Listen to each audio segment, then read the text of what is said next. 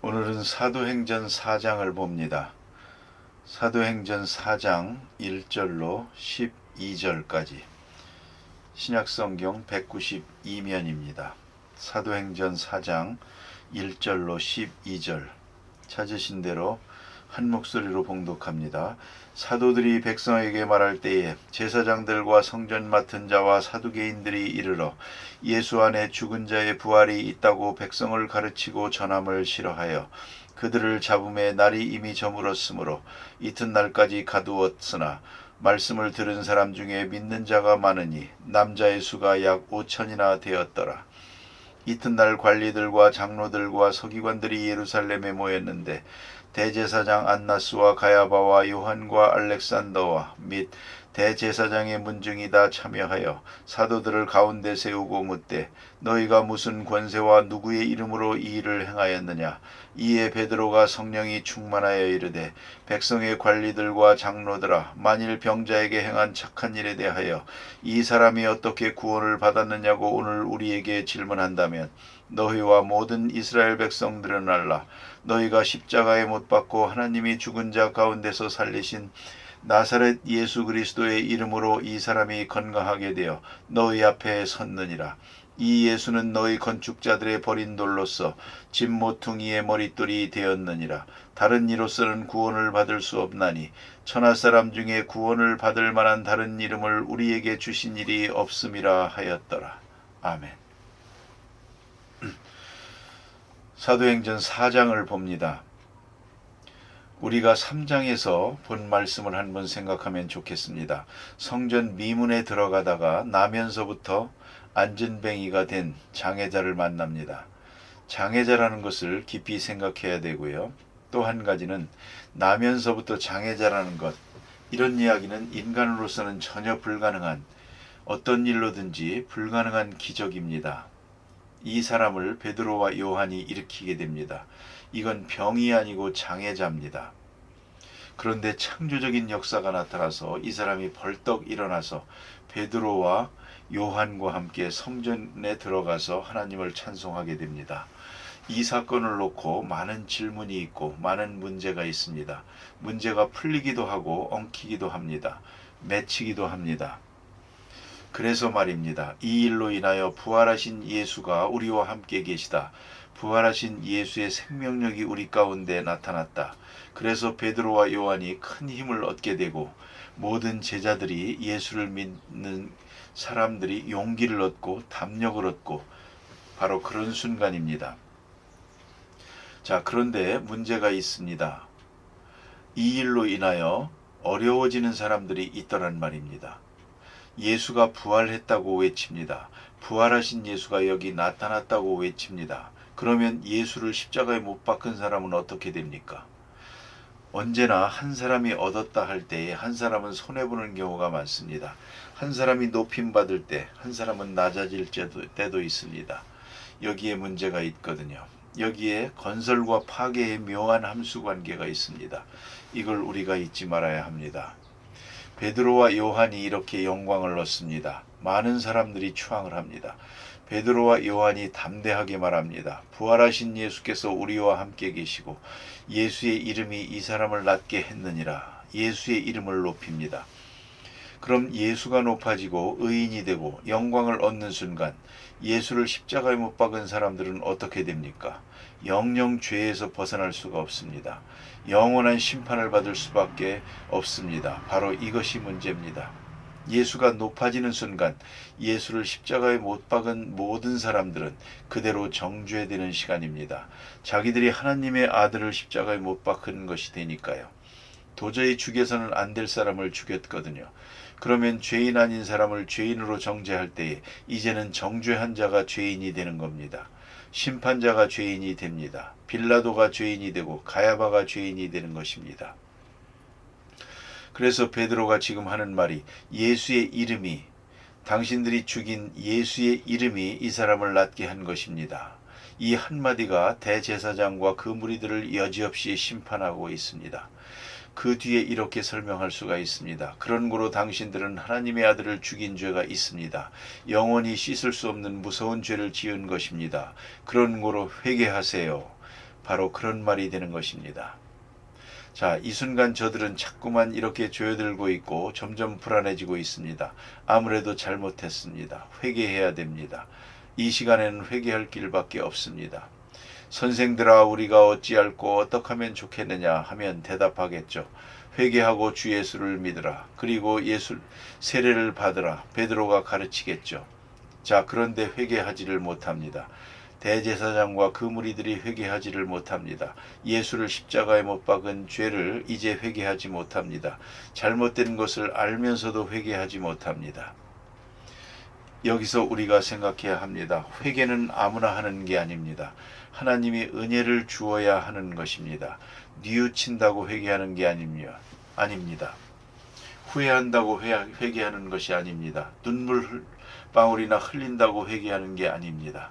그건 회개하는 게 아닙니다. 돌이켜야 되는데 돌이키질 못합니다. 저들이 잘못했다는 것을 이제쯤은 왜 모르겠습니까?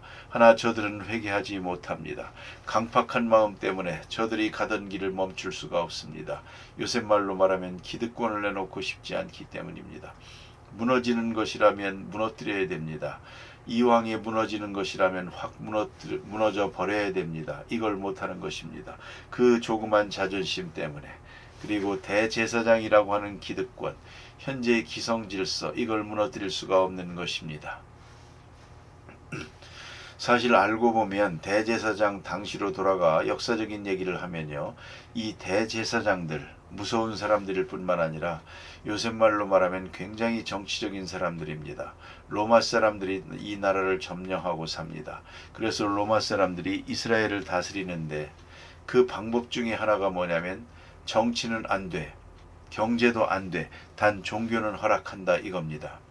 왜냐하면 워낙 종교성이 강한 민족이라는 걸 알기 때문에 종교만은 허락을 했습니다. 그래서 성전을 허락했고 제사장을 허락했습니다. 그러나 제사장의 권세가 너무 높은 것을 알고 종신직을 파했습니다. 그래서 대제사장을 1년씩 하도록 만들었습니다. 그래서 오늘 본문에도 나타난 대로 대제사장이 많습니다. 아나스, 가야바, 요한과 알렉산더. 대제사장은 하나입니다. 원래가. 왜 이렇게 많으냐? 간단합니다. 원래는 종신직이었거든요. 한번 대제사장이면 죽을 때까지, 지금 교황이나 감독처럼 말이죠. 죽은 다음에야 딴 사람을 세우는 것입니다.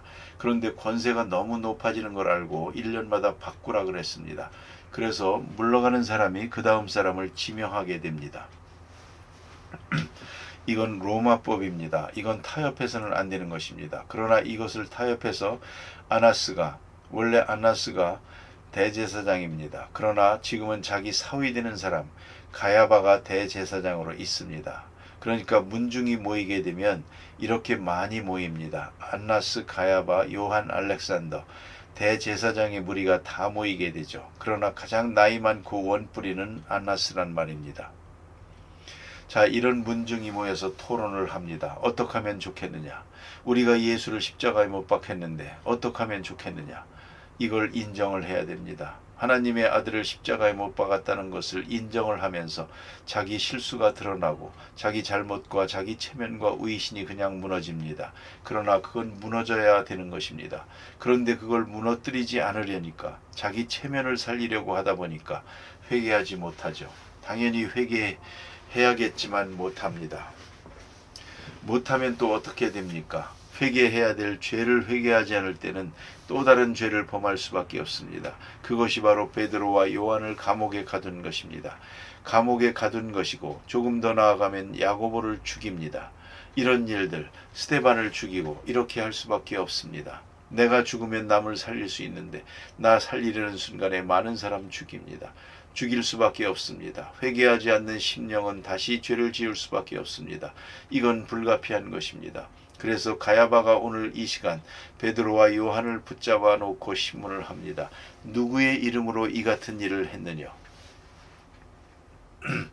자, 여기서 한번 생각해 보십시다. 이 얼마나 착한 일이고 얼마나 놀라운 일입니까?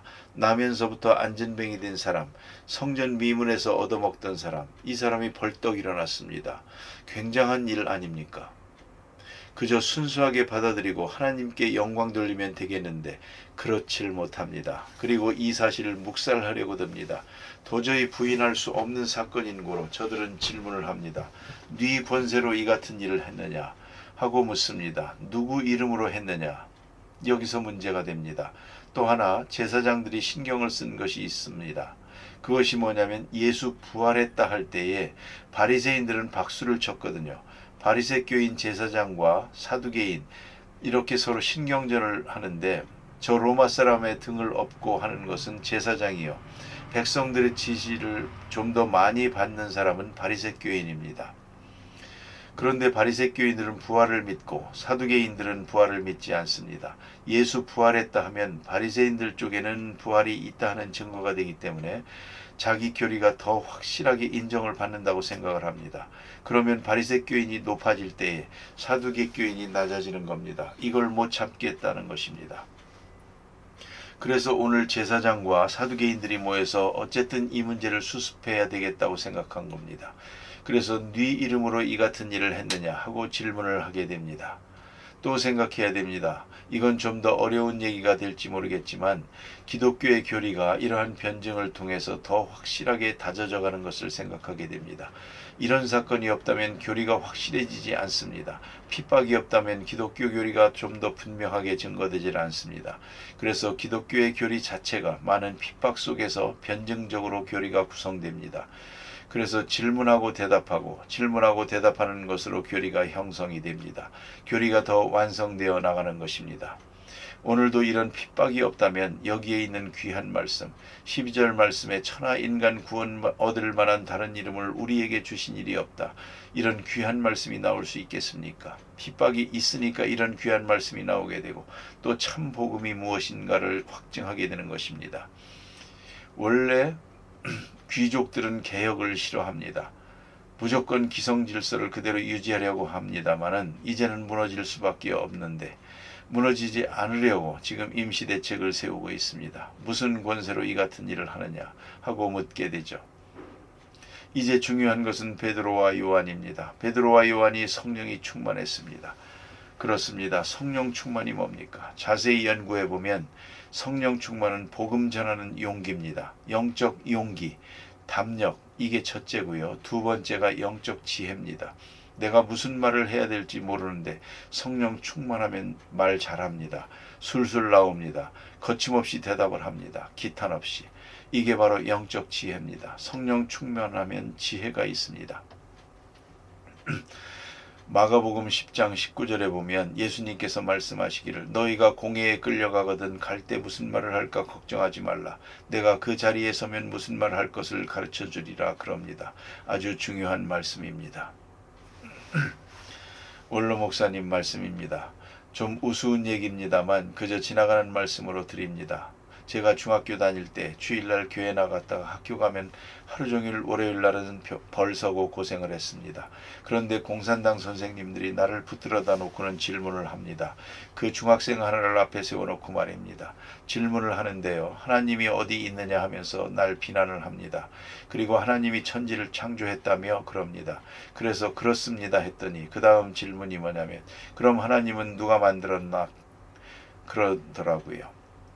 저는 그 질문을 받아본 일도 없고 대답한 일도 없습니다. 하나님은 누가 만들었나?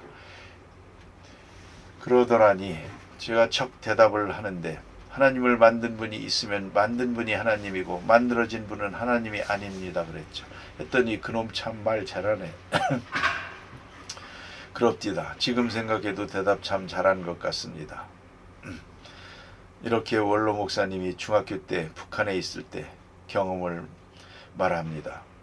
이것을 퍼스트 코잘리티라고 그럽니다. 어려운 말로. 제1원인, 그것이 제1원인일 때 하나님이죠. 그 위에 또 다른 원인이 있다면 하나님이 아니죠. 그런 어려운 철학적인 얘기를 중학생 때 그렇게 대답을 했답니다. 그렇게 생각을 합니다. 핍박을 받을 때는 성령이 말씀하십니다. 거기에 충만하면 성령이 지혜를 주는 것입니다.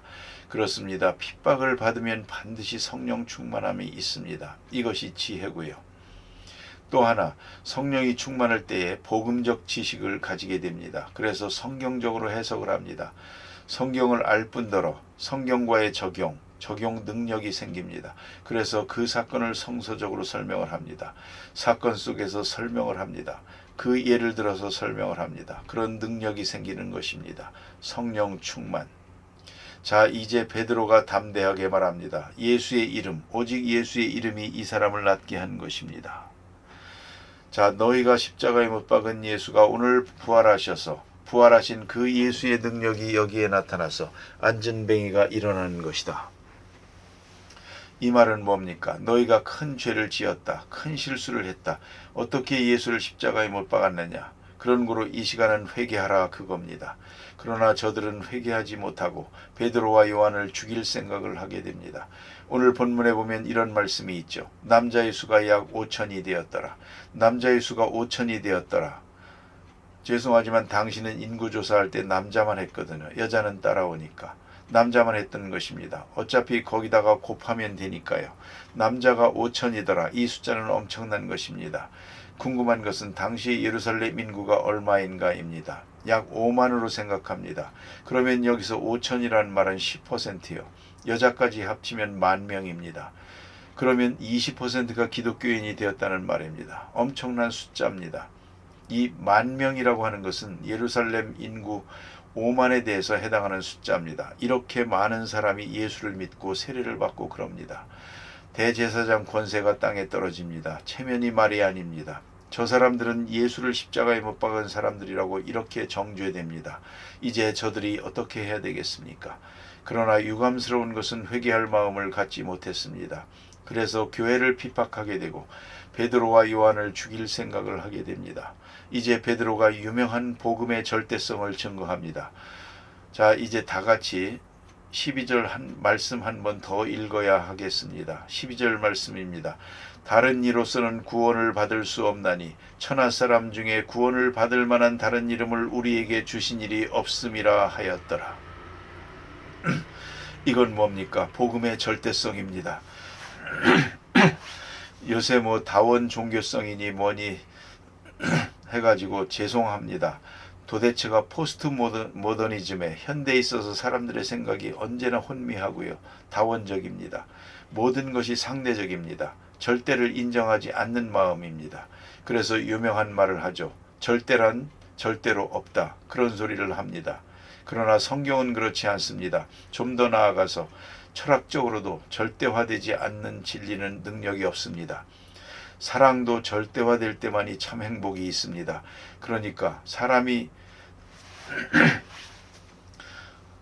이 사람 가지고 행복해야죠. 이 사람도 좋고 저 사람도 좋고 그러면 사실은 자기가 불행합니다. 참 사랑을 한 번도 못 해본 사람이니까요. 참 행복을 모르는 사람이니까요. 절대화 얼마나 중요합니까? 적어도 이 일을 위해서 목숨을 버릴 만큼 절대화돼야 됩니다. 예수의 이름 하나뿐입니다. 다른 이름으로서는 구원 얻는 일이 없다. 기독교가 순교자를 많이 내는 이유가 거기에 있습니다. 복음을 절대화하기 때문에 순교하지요. 기독교도 좋고 불교도 좋고 유교도 좋고 무당도 좋고 그럼 왜 순교를 하겠습니까? 순교라는 것은 바로 그 뒤에 절대적 신앙이 있고 신앙에 절대화가 있다 하는 것을 잊지 말아야 합니다. 오직 예수의 이름, 오직 예수의 이름만이 구원 얻는 길이다. 이렇게 베드로가 확실하게 증거하고 있습니다. 기도하십시다.